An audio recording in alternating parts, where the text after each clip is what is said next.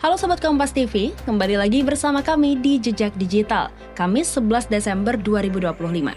Peringatan keras kami sampaikan sejak awal, karena malam ini kita merekam kisah kekerasan seksual terhadap anak di bawah umur. Selain itu saudara, kita juga akan bahas banjirop yang bukan lagi masalah musiman, tapi persoalan struktural. Ada peringatan dini potensi banjir dari kenaikan muka air waduk Riam Kiwa dan Riam Kanan. Kita juga akan lihat uji coba sirine peringatan dini di Sungai Lulut dan akhirnya ada kabar hangat dari peringatan Hari Disabilitas. Mari kita mulai telusuri jejak digitalnya.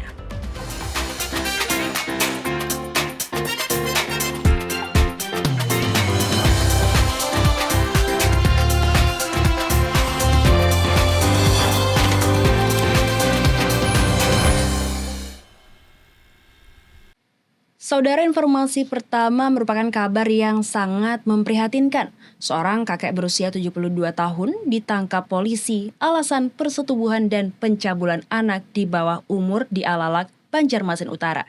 Mirisnya, pelaku adalah petugas jaga malam dan sudah melakukan aksinya berkali-kali. Ini adalah luka mendalam bagi kita semua. Jangan diam. Seorang kakek berinisial SU berusia 72 tahun menjadi pelaku aksi persetubuhan dan pencabulan terhadap anak di bawah umur berinisial PA. Kejadian terjadi di Alalak Utara, Banjarmasin. Diketahui kakek adalah seorang petugas jaga malam yang dikenal dekat dengan korban. Tak hanya aksi persetubuhan, SU telah lakukan pencabulan sebanyak 10 kali pada tempat dan korban yang sama. SU lakukan aksi bejatnya selepas korban PA pulang sekolah berjalan kaki seorang diri. SU yang melihat memanggil dan masuk ke ruang pos jaga dan mengunci hingga lakukan aksi bejatnya. Jadi kami jelaskan juga bahwa yang bersangkutan tersangka ini adalah salah seorang petugas jaga malam di komplek tempat kejadian itu. Jadi ceritanya si korban ini kalau pulang sekolah, kemudian dipanggil oleh si tersangka, kemudian dibawa ke pos jaga tempat si tersangka ini melakukan pekerjaan jaga di komplek itu. Nah, di pos jaga itulah menjadi tempat kejadian perkara si tersangka ini melakukan persetubuhan dan percabulan. Dari hasil Setelah lakukan aksi bejatnya, SU berikan uang 5.000 hingga 3.000 kepada korban. Korbannya Pak? 10 kali. 10 kali. Apa yang janjikan langsung korbannya? Kada ada janji Pak. Kenapa jadi sampainya pian paksa Pak? Kada. mau kayaknya Mau Pak. Pian sempat janji duit kah? Bagi duit. Berapa pian bari duit? 2.000 Pak. Soalnya kan dia di pos kan duduk. Dia lewat. Dia masuk ke dalam. Diketahui pelaku ditinggal sang istri meninggal dunia 1 tahun yang lalu. Memiliki 2 orang anak dan 2 orang cucu. Pelaku dijerat pasal 81 dan 82 Undang-Undang Perlindungan Anak dengan ancaman 15 tahun penjara. Saidah Aisyah, Abrar Effendi, Kompas TV, Banjarmasin, Kalimantan Selatan. Beralih ke jejak lainnya saudara, banjirop bukan lagi cuma air menggenang, tapi masalah ekonomi struktural. Dekan Fakultas Ekonomi ULM menyoroti dampaknya yang menghambat perdagangan. Beliau menegaskan ini bukan masalah musiman, tapi membutuhkan kebijakan yang menyeluruh. Kita semua harus sadar banjirop ini sangat mengancam dompet kita juga. Hujan ringan yang diiringi pasang air laut dalam beberapa hari terakhir membuat sejumlah kawasan di Banjarmasin dilanda banjirop. Contohnya akses jalan menuju Pasar Gawi Manuntung di Jalan Prona 2 membuat aktivitas jual beli terganggu.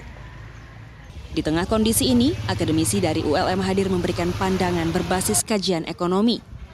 Dekan FEB ULM Ahmad Yunani bilang banjirop merupakan masalah struktural yang harus mendapat perhatian serius, mengingat dampaknya membuat iklim investasi menjadi terganggu.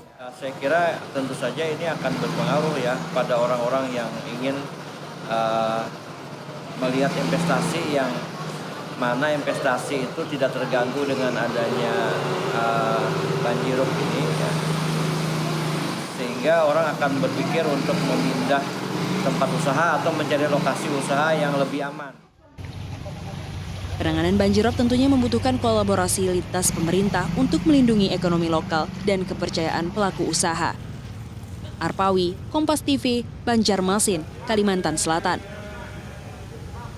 Saudara, BPBD Kalsel keluarkan warning potensi banjir. Ini dipicu kenaikan muka air yang cukup signifikan di Waduk Riam Kiwa dan Riam Kanan di Kabupaten Banjar. Warga di sekitar sungai harap siaga ya, persiapan lebih baik daripada terlambat. Hujan dengan intensitas menengah hingga tinggi melanda wilayah zona 2, meliputi Kabupaten Banjar, Banjarmasin, Banjarbaru, dan sebagian tanah laut. Pemetaan bencana dibagi 3 zona oleh BPBD Kalimantan Selatan. Saat ini zona 2 memasuki puncak musim hujan hingga akhir Desember. BPBD mengimbau masyarakat waspada kenaikan air. Per 9 Desember, tinggi muka air Riam Kiwa mencapai 8,3 meter dari batas waspada 8,5 meter. Sementara Riam Kanan mencapai 6,5 meter dari batas 7,5 meter. Meski sempat menyentuh titik waspada, pada 10 Desember ketinggian air mulai turun seiring cuaca panas. Untuk rob memang early warning lah untuk daerah-daerah tersebut, tapi hari ini alhamdulillah terpantau tadi pagi sudah turun, kemudian juga hari ini juga panas, mudah-mudahan turun lagi gitu untuk ininya. Jadi itu kita hanya memperingatkan kabupaten kota untuk waspada dengan mengaktifkan setiap pos-pos yang memantau untuk daerah-daerah banjir. Sementara saat ini sebagian wilayah Kalimantan Selatan memasuki periode puncak musim hujan dan berpotensi banjir dengan kategori menengah. Meski belum ada wilayah dengan potensi tinggi, namun potensi banjir harus tetap diantisipasi karena intensitas hujan diperkirakan masih tinggi hingga Januari mendatang. Hampir di sebagian besar Kalimantan Selatan ya, yang warna kuning ini dari mananya? Ya hampir seluruh Kalimantan Selatan ini, dari Tapalong sampai Kota Baru juga ada, ini ada. Kalau yang potensi tinggi mungkin ada nggak Pak? Belum ada, ini yang menengah ya. Di bulan Januari juga warna lebih sama. Masyarakat diminta untuk terus waspada terhadap potensi bencana hidrometeorologi seperti banjir dan tanah longsor di daerah perbukitan dengan memonitor informasi dari situs resmi BMKG dan BPBD. Nabila Ceva, Kompas TV, Banjarbaru, Kalimantan Selatan. Saudara, Sungai Lulut sekarang punya Early Warning System atau EWS. Uji coba sirine peringatan dini ini mulai dilakukan di kantor kelurahan. Ini adalah upaya pemerintah agar informasi bencana bisa cepat sampai ke warga. Semoga EWS ini bisa benar-benar berfungsi maksimal saat dibutuhkan. Menara Early Warning System atau sirine peringatan dini kini hadir di Banjarmasin. Sebelum diterapkan, uji coba pun dilakukan di kantor Kelurahan Sungai Lulut pada Kamis pagi. Sirine peringatan dini yang diuji cobakan ini berfungsi untuk memastikan suara sirine dapat terdengar secara jelas ke permukiman warga hingga 2 km. Selain itu, uji coba ini juga mengajak masyarakat agar bekerja sama saling mengingatkan jika status bencana telah memasuki status awas.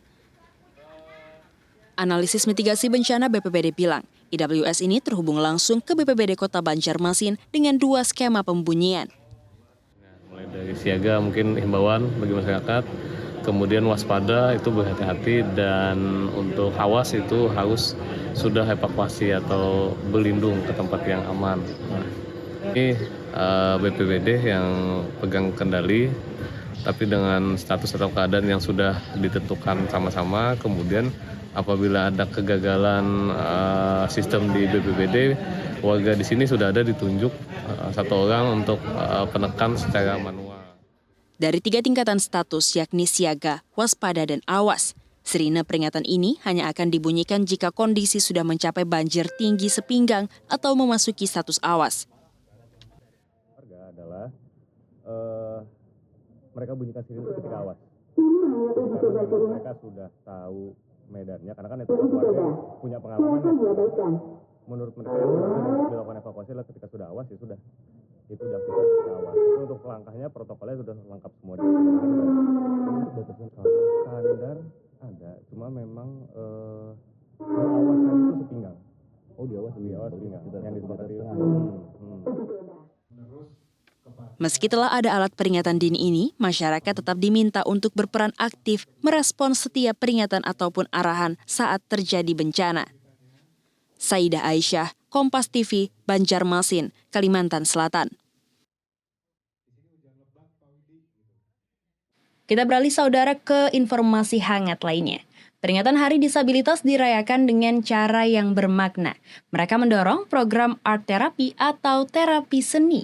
Tujuannya tentunya agar penyandang disabilitas bisa terus berkreasi dan berkarya dari rumah. Ini bukti bahwa keterbatasan bukan halangan untuk terus produktif. Peringatan Hari Disabilitas dirayakan dengan program yang bisa memberdayakan dalam jangka waktu panjang, yakni art therapy. Karena selama ini, Hari Disabilitas masih didominasi kegiatan seremonial. Melalui art therapy, penyandang disabilitas diharapkan dapat berkreasi dan berkarya di rumah. Hasil karya mereka ke depannya diharapkan dapat menjadi produk yang membuka peluang penghasilan. Pada pertemuan awal, para penyandang disabilitas diminta membuat gambar bebas. Melalui kegiatan ini, penyandang disabilitas membutuhkan tempat untuk beraktivitas dan sentra budi luhur diharapkan menjadi wadah untuk memberikan dukungan tersebut. Biasanya kan penyandang disabilitas kegiatannya mungkin hanya seremoni gitu kan, perayaan gitu. Nah ini kita pengen cari yang lain dan biasanya fokus untuk pemberdayaan itu fokusnya ke penyandang disabilitasnya gitu. Nah kita sekarang ingin sebenarnya mereka tuh butuh support dari keluarga juga butuh support dari komunitas, dari desa. Hasil karya art terapi nantinya dapat diaplikasikan ke berbagai media seperti topi, tumbler, kaos, dan buku, sehingga masyarakat dapat menghargai warga disabilitas bisa berdaya. Nah, seni itu sebenarnya ternyata punya potensi yang kuat untuk mengembangkan kepribadian si anak, individu anak gitu kan. Dalam konteks apa? Social behavior-nya, kognitifnya, psikomotoriknya. Kalau social behavior jelas afektif ya. Dan terbukti gitu bahwa anak-anak ini bisa mengekspresikan apa sih yang ada di benaknya, itu yang penting. Dengan didampingi keluarga, diharapkan warga disabilitas ke depannya bisa difasilitasi untuk terus menghasilkan karya dari rumah. Nabila Ceva, Kompas TV, Banjarbaru, Kalimantan Selatan. Itulah saudara 5 jejak peristiwa yang kita rekam hari ini. Dari kasus kekerasan seksual yang harus kita kutuk, analisis mendalam tentang banjir rob, peringatan dan kesiapan bencana, hingga semangat berkarya para penyandang disabilitas. Ingat, kekerasan terhadap anak adalah kejahatan yang harus dilawan. Semoga ada keadilan untuk korban dan tetap siaga terhadap potensi bencana. Terima kasih sudah bersama kami di Jejak Digital. Saya Aulia Tasya. Sampai jumpa di penelusuran Jejak Digital berikutnya.